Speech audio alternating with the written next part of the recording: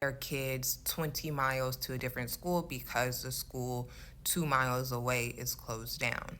In addition to this, let's talk about the intersection between food and education, specifically speaking on free lunch and free breakfast. Schools receive grants to give free lunch to students and free breakfast to students, essentially.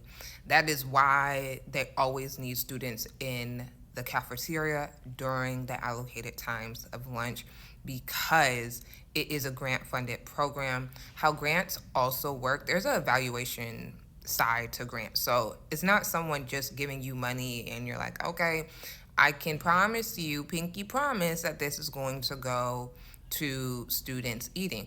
No, there is paperwork and documentation that has to be done to ensure that a school can continue to keep the status of free lunch for all students through different evaluation forms, whether that's audits, whether that is data tracking, whatever the case may be. Also, that is based off of the median income within the city or within the zip code region of the school.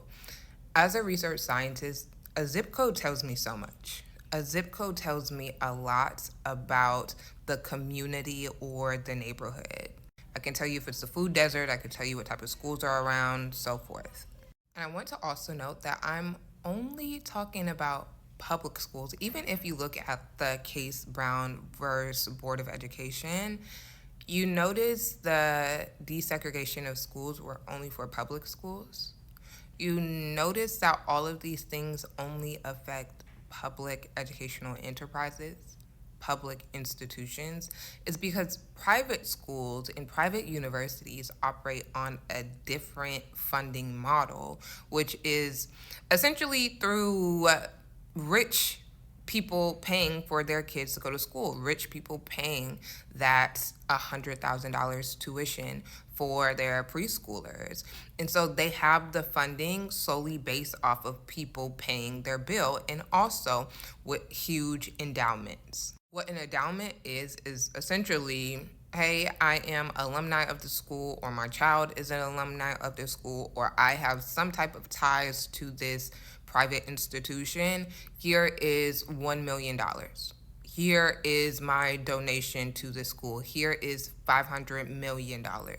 We see this a lot with the Ivy Leagues, where they receive these billions of dollars in endowments every year. That same rule applies to private schools that operate on a tuition-based or an endowment-based model.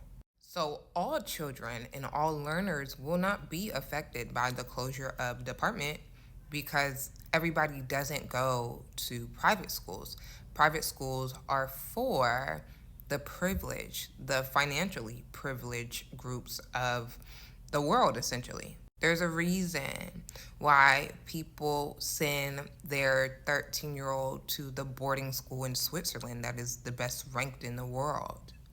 There is a reason that in HISD, only 3% of their student population is white, because that also calls into question, where are the students going?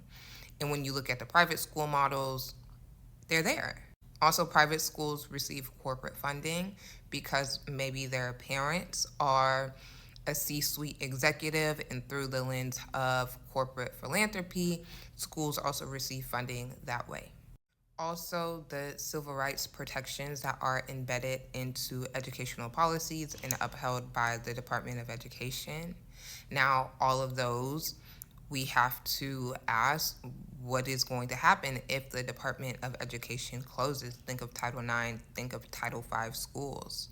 This is why people say education is wealth. To be educated is a privilege.